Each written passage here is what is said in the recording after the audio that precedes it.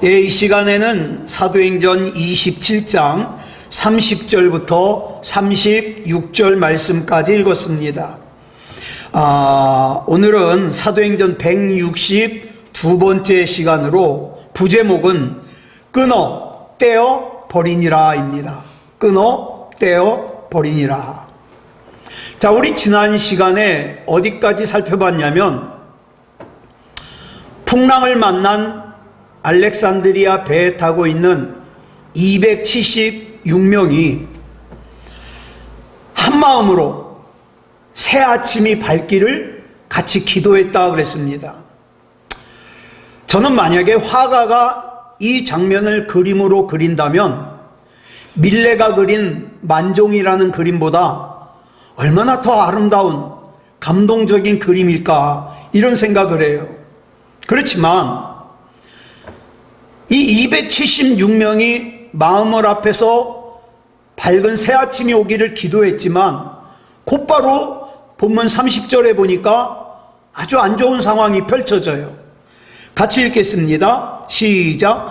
사공들이 도망하고자 하여 이물에서 닻을 내리는 채 하고 거룻배를 바다에 내려놓거늘. 자, 날이 새기를 같이 기도하던 선원들은 좀 환경이 나아지니까 누가 먼저랄 것도 없이 약속이라도 한 듯 뱃머리 쪽으로 다가갔어요. 이들은 이미 어떻게 했어요? 배 꼬리 쪽에 닻을 4개나 내렸어요. 그래서 배가 멈춰 있어요. 그럼에도 불구하고 뱃머리 쪽으로 가가지고 닻을 내리는 척 하면서 뭘 내렸냐? 구명정. 여기는 거룻배라고 나오죠. 거룻배를 슬그머니 물 위에다 내려놨어요. 왜 그랬을까요? 자기들만 이 거룻배를 타고 도망가려고. 그들은 조금 전까지만 해도 어때요? 구원의 여망이 없어요. 절망적이에요. 그래가지고 낙심하고 있을 때 그 배 안에 있는 모든 사람들과 마음을 합해서 무사히 밝은 아침이 오기를 한마음으로 기도하던 사람들이에요. 그런데 약간의 기회가 생기자 승객들이야 어떻게 되든 말든 자기네끼리만 살겠다고 거룻배를 타고 도망가려고 몰래 내려놓는 거예요. 물론 이 선원들이요, 물의 깊이가 점점 얕아지고 있다는 거 확인했어요. 근데 아직 깜깜해요. 지금 주위 상황은 정확하게 알 수가 없어요. 그러다가 이 선원들이 생각하기를 만에 하나 이 배가 점점 얕아지다가 암초에라도 부딪히는 날에는 거룻배로 옮겨 타야 되는데 저 276명이 옮겨 타기에는 거룻배가 턱없이 부족한 거예요. 자, 그렇다면 이 상황 속에서 어떻게 해야 되느냐? 자신들이 확실하게 살아남을 수 있는 방법은 몰래 자기들끼리만 거룻배를 타고 도망가는 거예요. 결론이에요, 그게. 그런데 어둠 속에서 이들의 일거수일투족을 지켜보던 사람이 있었어요. 그게 누구냐? 바울입니다. 그래서 바울이 본문 31절에 보니까 뭐라 그럽니까? 시작. 바울이 백부장과 군인들에게 이르되 이 사람들이 배에 있지 아니하면 너희가 구원을 얻지 못하리라 하니.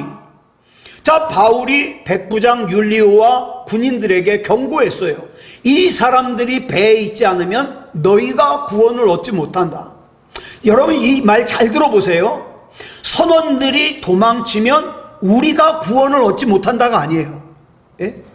선원들이 도망을 치면 너희, 즉 율리오 백부장 너와 너희 군인들이 구원을 못 받는다는 거예요. 왜 우리라고 하지 않고 너희라 그랬을까요? 자, 유라굴로 광풍 속에서 하나님께서 분명히 바울에게 너는 나의 종이고 나의 증인이야. 너는 반드시 로마 황제의 법정에 서야 돼. 그랬으니까 이 바울은요, 자기는 죽지 않는다는 거 확신해요. 걱정하지 않아요. 앞으로 어떤 상황이 앞에 전개가 된다 하더라도 하나님께서는 반드시 바울을 살려서 로마 황제의 법정에 세워주실 것을 믿으니까 그런데 너희들은 다르잖아. 너희들은 다르잖아. 날이 밝으면 무태에 올라가야 되는데, 그러기 위해서는 배를 최대한 못 가까이에 대야 되는데, 그러려면 누가 필요해요? 선원들이 필요해요. 게다가 그 무태에서, 그 땅에서, 섬에서 겨울을 지나고 다시 로마로 출발하기 위해서는 어떻게 해요? 손상된 배를 고쳐야 되는데, 선원들이 도망가면 고칠 수가 없잖아. 예. 그러니까 만약 이 선원들이 거룻배를 타고 도망가면 배에 대해서 알지 못하는 나머지 사람들은 움직일 수가 없는 거예요.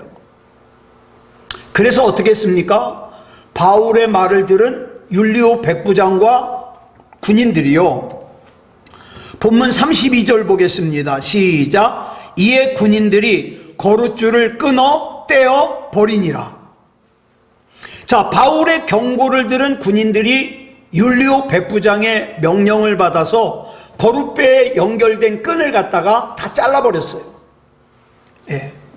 그래서 거룻배를 타고 자기들끼리만 도망가려고 했던 선원들의 계획은 수포로 돌아갔죠. 아마 엄청나게 바울을 원망했을 거예요. 예. 그런데 이후 본문 43절로 44절을 보면 알렉산드리아 배가 멜리데 섬의 해안에 좌초돼요. 좌초됐다는 것은 배가 어디에 걸렸어요, 하여튼. 그래서 더 이상 갈 수가 없어요. 파손이 됐어요.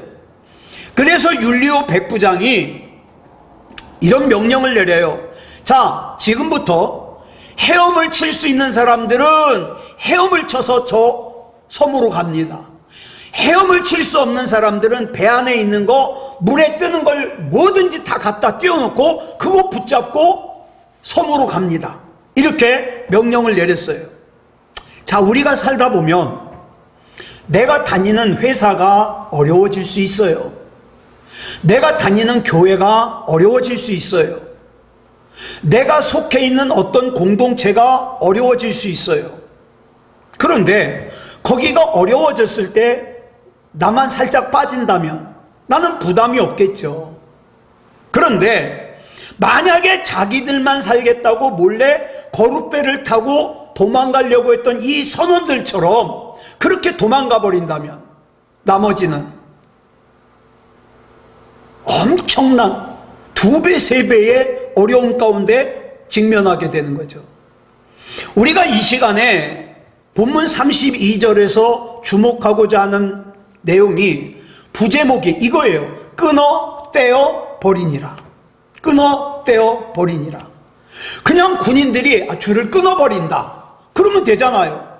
그런데 3번을 강조해요. 끊어 떼어 버리니라. 그러면 헬라어 성경에는 어떻게 돼 있냐? 헬라어 성경에도 단어를 3개를 쓰고 있어요. 헬라어 원문 성경에도 3개의 동사를 사용하는 게 왜 그러냐? 이게 이 동작, 3가지 동작이 중요하거든요. 여기서 우리말 끊다라고 번역된 헬라어 동사가 아포콥토예요. 우리말 그대로 끊다, 절단하다라는 뜻이에요. 또 떼다라고 번역된 헬라어 동사가 에크핍토예요. 이거 역시 우리말 그대로 떨어지다, 떼어버리다예요. 그 다음에 버리다로 번역된 헬라어가 에아오예요.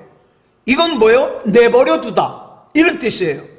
이 3 동사를 모두 합치면 이 거룻줄을 끄는 동작, 이 군인들의 동작을 구체적으로 알 수 있어요. 어떤 군인이 거룻배와 연결된 줄을 칼로 끊어요. 그러면 또 다른 군인이 어떻게 해요? 그 끊어진 줄을 잡고 있던 걸 어떻게 해요? 던져요. 그래서 그 줄을 멀리 던짐과 동시에 거룻배와 알렉산드리아 배는 단절이 되겠죠. 그리고 그 배는 떨어져 나가는 거예요. 자, 그러면 이 거룻줄은 뭘 의미하느냐? 여러분, 이 거룻줄은 이 세상의 팽배한, 자기만 살려고 하는 이기심이에요. 거룻줄. 나만 편하면 돼. 나만 불편하지 않으면 돼. 나만 부담스럽지 않으면 돼. 이게 거룻줄이에요. 자기 목만 챙기려고 하는 욕망. 다른 사람이야 어찌됐든 간에 상관없어. 나만 괜찮으면 돼. 이게 거룻줄이에요. 이 군인들이 거룻줄을 끊어 떼어 버림으로 역설적이게도 알렉산드리아라는 이 배 안에 타고 있던 276명은 진짜 하나의 공동체가 되는 거예요. 이제는 우리는 죽어도 같이 죽고 살아도 같이 산다. 왜? 이제는 탈출할 배가 없잖아요. 이와 같은 사실을 증언해주는 오늘의 본문은 여러분, 그리스도인인 우리에게 맡겨주신 공동체, 아마 공동체가 하나가 아닐 거예요. 여러 개일 거예요. 가정이라는 공동체, 직장이라는 공동체, 교회라는 공동체, 또 다른 친구와의 공동체, 여러 개잖아요. 그 공동체를 위해서 내가 할 일이 뭔가를 일깨워주고 있어요. 나 자신만을 위해서 매달아둔 이기심이라고 하는 거룻줄, 나만 편하면 된다고 하는 거룻줄, 내 욕망만 이루면 된다고 생각하는 거룻줄, 이거 끊어 떼어 버려야 돼요. 그래야 나도 살고 공동체도 살아요. 바울은 갈라디아서 5장 16절로 23절에서 육체의 열매와 성령의 열매를 설명을 합니다. 이제 쉬운 성경으로 써왔거든요. 같이 읽어보겠습니다. 시작. 그러므로 내가 말합니다. 성령을 따라 사십시오. 그러면 육체의 욕망을 따라 살지 않게 될 것입니다. 육체의 욕망은 성령을 거스르고 성령이 바라시는 것은 육체의 욕망을 거스릅니다. 이 둘은 서로 반대되는 것이므로 여러분의 욕망대로 살 수 없게 합니다. 성령께서 이끄시는 대로 살면 여러분은 율법 아래에 있지 않게 됩니다. 육체가 하는 일은 분명합니다. 곧 음행과 더러움과 음란과 우상 섬기기와 마술과 미움과 다툼과 질투와 화내기와 이기심과 편가르기와 분열과 시기와 술 취하기와 흥청거리는 잔치와 같은 것들입니다. 전에도 경고했지만 이제 다시 경고합니다. 이런 일을 하는 사람은 하나님의 나라에 들어가지 못합니다.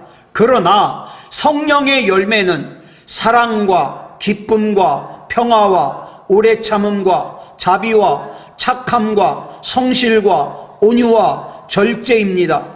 이런 것들을 금지할 율법이 없습니다. 자, 여기 보세요. 여기 보니까 우리 잘 아는 성령의 9가지 열매가 나오죠. 그런데 성령의 9가지 열매니까 문법상으로 단수겠어요? 복수겠어요? 복수를 써야 돼. 9개잖아요. 하나가 아니라. 그런데 헬라어 성경을 보니까 열매를 뜻하는 헬라어 명사 카르포스를 단수를 쓰고 있어요. 무슨 뜻입니까? 우리가 알고 있는 것처럼, 흔히 오해하고 있는 것처럼 성령의 열매는 각각 다른 9가지의 열매가 아니라는 거예요. 하나예요, 하나. 성령님 안에서 맺어지는 성령의 열매는 단 하나의 열매지만 그 한 열매가 9가지 모양이라는 거죠. 예? 그 성령의 열매가 때로는 사랑의 모양으로, 때로는 기쁨의 모양으로, 때로는 평화의 모양으로, 때로는 인내의 모양으로, 때로는 친절의 모양으로, 때로는 선함의 모양으로, 때로는 신실의 모양으로, 때로는 온유의 모양으로, 때로는 절제의 모양으로 드러난다는 거예요. 그러니까 이 중에서 나는 3개만 해당되고 6개는 해당이 안 돼. 그건 거짓말이에요. 왜? 9개 모양이 다 있거나 다 없거나요. 왜? 열매는 하나니까. 하나니까. 성령의 열매는 각각 다른 9가지 모양을 지닌 하나의 열매예요. 중요한 것은 이 9가지 열매의 마지막이 뭐라는 거예요? 절제라는 거예요. 절제. 우리말 사전에서 찾아보면 절제를 정도에 넘지 않도록 알맞게 조절하여 제한하는 것, 이렇게 설명했어요. 그러니까 만약에 그 설명대로라면 절제는 뭐예요? 적당히 하라는 거예요. 넘치지 않도록 적당히. 그런데 절제로 번역된 헬라어 명사 엥크라테이아는 그런 뜻이 아니에요. 그럼 뭐냐? 엥크라테이아는 완전히 하지 않는다는 뜻이에요.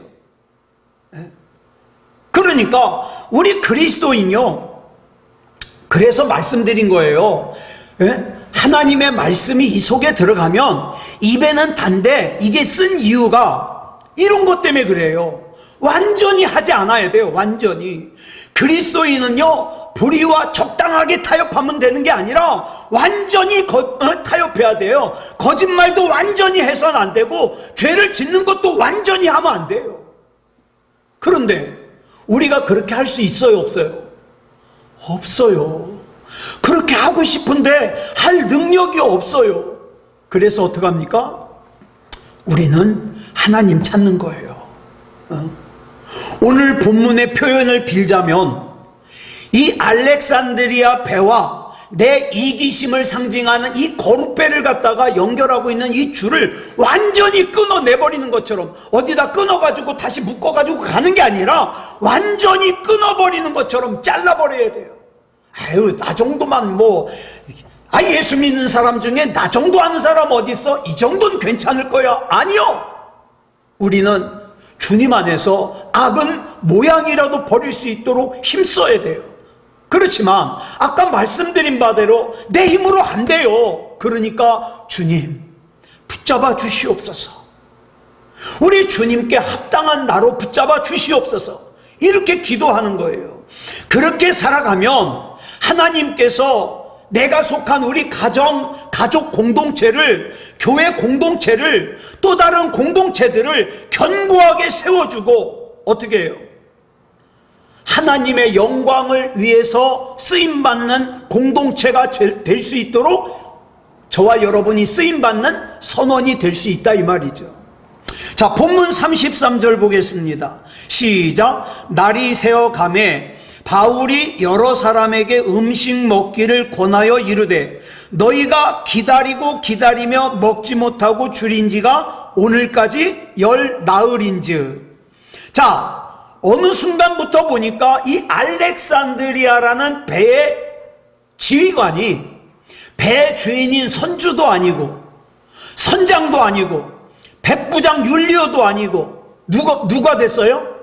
인생 말년에 지병이 있어가지고 골골거리는 병약한 바울이 지휘자가 됐어요. 이렇게 하라 그러면 이렇게 해요. 고르빼 끊어버려라 그러면 끊어버려요. 지금 현재 이 알렉산드리아 배에 타고 있는 사람들 276명이 무려 14일 동안 먹지도 못하고 마시지도 못하고 있었어요. 풍랑이 너무 심해서. 얼마나 배가 고프겠어요. 몸이 약해졌겠어요. 그래서 본문을 보니까 바울이 음식을 먹으라고 권해요. 이제 음식을 먹어라. 근데 여기서 여러 사람 그러니까 바울을 제외한 275명 중에 일부분인 것 같은데 그게 아니에요. 그 전부에게 얘기하는 거예요. 여기서 사용된 헬라어가 형용사가 하파스인데 모든 사람이란 뜻이에요. 모든 사람. 자, 본문 34절 보겠습니다. 시작. 음식 먹기를 권하노니 이것이 너희의 구원을 위하는 것이요 너희 중 머리카락 하나도 잃을 자가 없으리라 하고, 바울이 가판 위에 모여있는 사람들에게 음식을 먹으라니까 사람들이 머뭇거려요. 또다시 음식 먹기를 권해요. 자, 본문 35절 볼까요? 시작. 떡을 가져다가 모든 사람 앞에서 하나님께 축사하고 떼어 먹기를 시작하며. 자, 음식 먹기를 권하는데, 바울이 권하는데 사람들이 안 먹어요. 머뭇거리고. 그러니까 그냥 바울이 감사기도하고 떡을 떼 먹어요. 그랬더니 그 다음 36절 볼까요? 시작. 그들도 다 안심하고 받아 먹으니. 자, 배 위에 있던 사람들이 바울이 기도하고 빵을 떼어 먹는 걸 보고 안심하고 자기들도 먹었다. 이게 왜 그럴까요? 이 빵에다 뭐 섞은 것 같아요? 그게 아니에요. 뭐냐면 이 유라굴로라고 하는 광풍이 너무 심하게 불어가지고 14일 동안 먹지도 못하고 마시지도 못했어요. 자, 그런데 이제 상황이 조금 호전됐어요.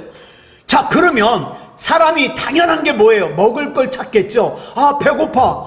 우리 벌써 14일 동안 못 먹었네? 먹을 걸 찾아야죠. 이게 본능이에요. 그런데 배 타고 있는 사람들에게 바울이 두 번씩이나 우리 먹자. 그래도 선뜻 먹질 않아요. 헬라어 원어 성경을 보면 33절에서 권하다라는 동사가 미완료형이에요. 그건 뭐냐? 미완료형이라는 건 완료가 안 됐기 때문에 계속 반복이 되는 거예요. 먹어라. 또 먹어. 자꾸 반복하는 거예요. 자, 이 바울이 계속해서 권했다는 말은 바울이 한 번 권했을 때 사람들이 안 먹었다는 뜻이에요. 이상하잖아요. 14일이나 굶었는데. 그런데 장시간 금식 기도를 해본 분들은 알아요. 금식 기도를 오늘부터 내가 40일 금식 기도해야지. 그러고서 오늘부터 시작. 그러고서 굶는 거, 그 사람 큰일 나요. 40일을 금식을 하려면요 40일 전부터 준비를 해야 돼요. 처음엔 밥을 먹다가 그 다음에 서서히 연하게 먹다가 죽을 먹다가 미음 먹다가 물 마시다가 회충약도 먹고. 왜? 이게 속이 벼버리면요 속에 있는 기생충들이 막 목으로 넘어오거든요. 그러니까 회충약도 먹고 40일 동안 준비한 다음에 금식을 시작해야 돼요. 그럼 금식 끝난 다음에는 반대 순서로 40일 동안 풀어줘야 돼요. 물 마시다가 미음 마시다가 죽 먹다가 밥 먹다가. 그런데 이 사람들이 지금 14일 동안 아무것도 먹지도 못하고 마시지도 못했어요. 그래가지고 어떻습니까? 곧바로 음식을 먹으면 어떡합니까? 이 속에서 배설물이 14일 동안 딱딱하게 굳어가지고 이 뱃속에 음식이 들어가면 요동치기 시작하면서 복통이 일어나요. 그 심하게는 죽어요. 옛날에 제가 기도원을 갔는데 그 기도원에 그 얘기가 있더라고요. 어떤 사람이 40일 금식 기도를 하다가 20며칠쯤 됐는데 막 기도를 하다가 자기 응답 받았대. 하나님께서 내려가서 치킨 한 마리 먹으라 그랬대. 그게 먹었다가 죽었잖아요. 큰일 나요, 큰일 나. 자, 그런데 이 알렉산드리아 배 타고 있는 사람들은 지난 14일 동안 아무것도 먹지도 못하고 마시지도 못했어요. 예? 14일 동안 금식하기 전에 준비된 것도 아니고, 예? 출발하기 전에 그레데 섬의 미항이라는 곳에서 출발하기 전날 얼마나 많이 먹고 마셨겠습니까? 그리고 14일 동안 아무것도 먹지도 못하고 마시지도 못했어요. 그러니까 이 속이 지금 배설물만 딱딱하게 굳어있는 상태예요. 그래 뜬금없이 음식을 먹었다가는 큰일 날 수 있잖아요. 그래서 머뭇머뭇하는 거예요. 그런데 바울이 말하기를 뭐라 그럽니까? 이 음식을 먹는 것은 무엇을 위해서라고요? 구원을 위해서 먹는 거다. 그렇기 때문에 너희들의 머리카락 한 올이라도 잃을 자가 없을 것이다. 그러면서 그들 앞에서 제일 병약하고 쇠약한 바울이 빵을 들고 감사기도 드리고 뼈 먹어요. 그럼 이제 바울이 배 아파서 떼굴떼굴 굴르나 지켜봤는데 아무렇지도 않아. 그러니까 사람들이 어떻게 해요? 먹는 거예요. 그러면서 그 이유를 본문 36절에서 먹다라는 의미로 사용된 헬라어 동사가 메타람바노예요.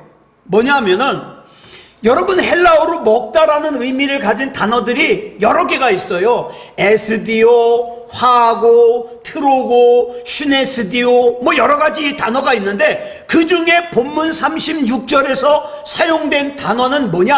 함께 취하다, 함께 가지다, 함께 먹다라는 뜻이에요. 메타람바노.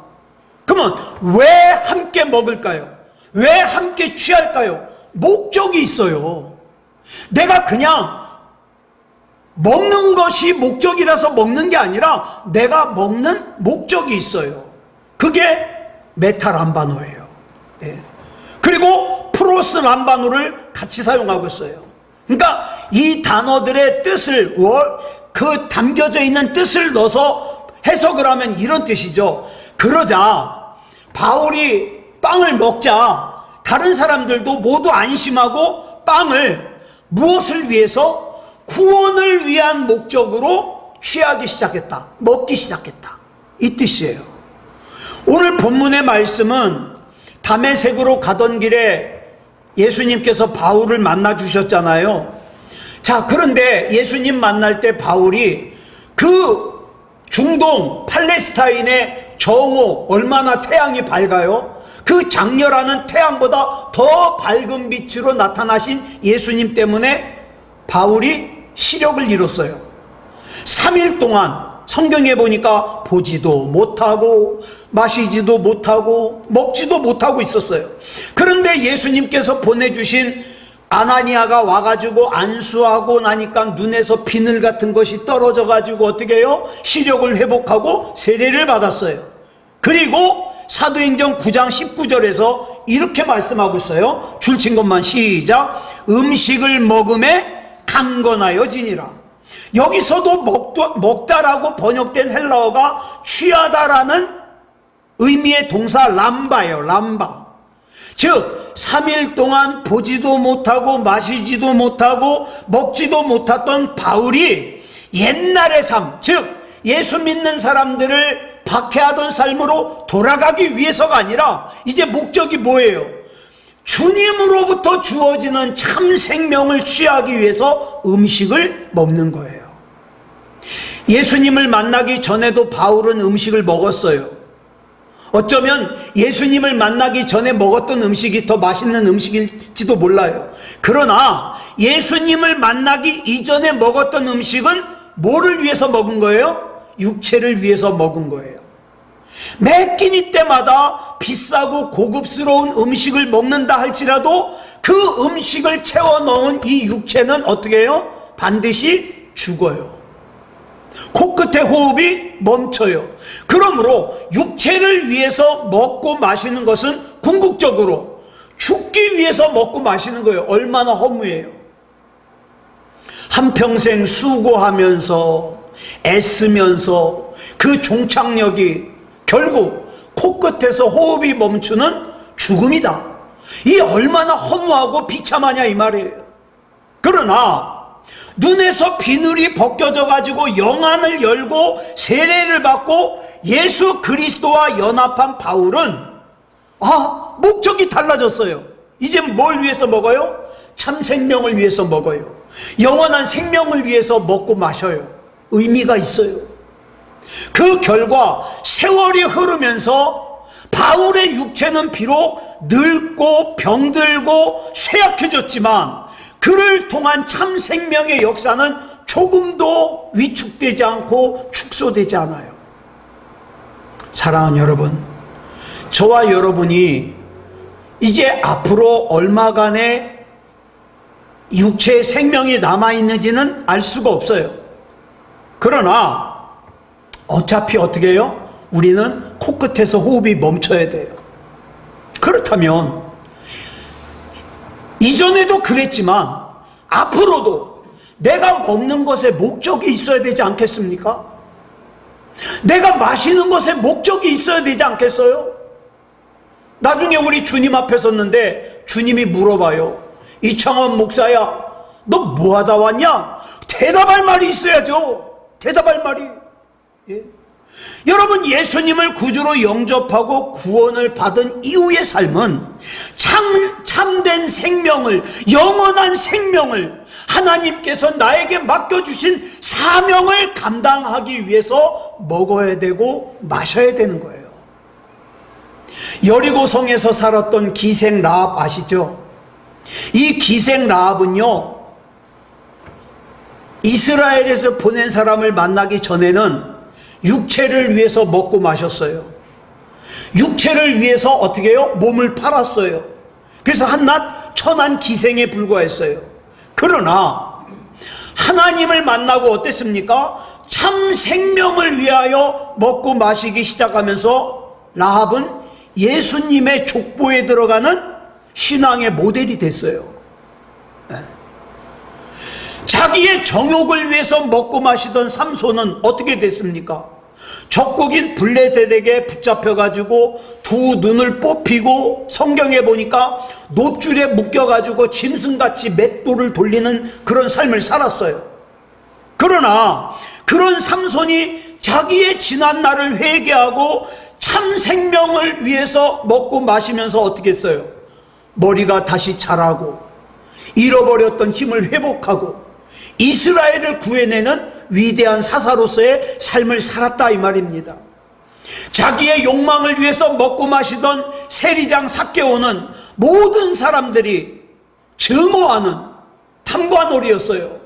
세금을 갖다가 더 올려받아가지고 착복하는 아주 못된 사람이었죠. 그런데 예수님을 만나고 나서는 어땠습니까? 이제는 달라요. 참 생명을 위하여 먹고 마시기 시작하면서 이 삭개오는 회개의 상징이 됐어요. 그래서 고린도 전서 10장 31절에서 뭐라고 말씀하고 있습니까? 시작. 그런즉 너희가 먹든지 마시든지 무엇을 하든지 다 하나님의 영광을 위하여 하라. 내가 물을 마셔도 좋아요. 음료수를 마셔도 좋아요. 그러나 내가 이걸 마시는 목적이 뭐예요? 영광을 위해서. 내가 음식을 먹는 것도 하나님의 영광을 위해서. 하나님께서 나에게 맡겨주신 사명을 조금이라도 더 잘 감당하기 위해서. 그렇게 살아야 된다 이 말이에요. 그러니까 저와 여러분은 세상 사람들이 사는 것과 목적이 달라요. 세상 사람들은 어떻게든지 자기 육체를 위해서 명예도 얻어야 되고 돈도 벌어야 되고, 그쵸? 다른 사람 눈에서 눈물 나게 해서라도 자기 욕심을 채워야 돼요. 그런데 우리는 아니잖아요. 우린 참 생명을 위해서 먹잖아요. 우리는 참 생명을 위해서 마시잖아요. 그렇기 때문에 진짜 예수 믿는 사람들이 베풀 수 있는 거예요. 베풀 수 있는 거예요. 자, 그렇다면 이제 저와 여러분이 살아가는 그 삶의 시간들이 나중에, 언제가 될지 모르지만 나중에 코끝에 호흡이 멈춘 후에 주님 앞에 섰을 때 우리 주님 앞에서 아름다운 열매로 기억되어야 되지 않겠습니까? 예. 우리가 감당해야 되는 일이 힘들 수 있어요. 그런데 나중에 예수님, 저는 그 생각하면 참 가슴이 두근거려요. 나중에 주님 앞에 섰는데 주님께서 그러셔요. 고생했다. 너한테 맡긴 거 딴 사람한테 맡기면 감당 못할까 봐.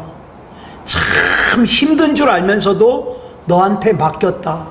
너한테 네 가정을 맡겼다. 너한테 네 가족을 맡겼어. 너한테 새소망교회를 맡겼어.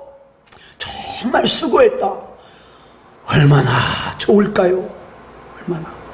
자, 오늘 이 밤에 그런 것들을 위해서 기도하자고요. 그저 내가 가지지 못한 것 가지게 해달라고 기도하는 것이 아니라, 하나님, 참 생명을 위해서 내가 마시기도 하고 먹기도 해야 되는데 하나님께서 나에게 맡겨주신 그 귀한 사명들 감당하기 위해서 필요한 힘도 주시고, 필요한 능력도 주시고, 필요한 물질도 주시고, 필요한 사람도 붙여주시고, 하나님 인도해 주시옵소서. 그렇게 기도해야죠. 이 밤에 그렇게 기도하는 저와 여러분이기를 그리스도 예수님의 이름으로 축복합니다. 기도하겠습니다. 사랑의 아버지 하나님, 감사합니다. 우리 하나님의 은혜 가운데 우리가 사도행전 27장을 살폈습니다. 유라굴로라고 하는 광풍 때문에 그 배 타고 있는 276명이 14일 동안 먹지도 못하고 마시지도 못했습니다. 우리도 세상을 살다 보면 때로는 너무 힘들어서 울지조차 못할 때가 있습니다. 그러나 우리는 참 생명을 목적으로 사는 인생이니 하나님께서 인도해 주시옵소서. 하나님께서 나를 믿고 맡겨주신 사명 잘 감당하게 하시고 하나님께서 주신 참 생명을 위하여 마시기도 하고 먹기도 하고 살 수 있게 하여 주시옵소서. 훗날에 우리 주님께서 오라 하실 때 우리 코끝에서 호흡이 멈출 때 미련 없이 찬송하며 개선장군처럼 우리 하나님의 나라에 들어가는 그런 우리가 되게 해 주시옵소서. 그 안에 두려워하지도 말게 하시고 염려하지도 말게 하시고 걱정하지도 말게 하시고 흔들리지도 말게 하시고 우리 하나님 붙잡아 주시고 인도해 주시옵소서. 이 밤에 기도할 때에도 하나님의 성령께서 기도 이끌어 주실 줄 믿사오며 그리스도 예수님의 이름으로 감사하며 기도드려 싸움나이다. 아멘.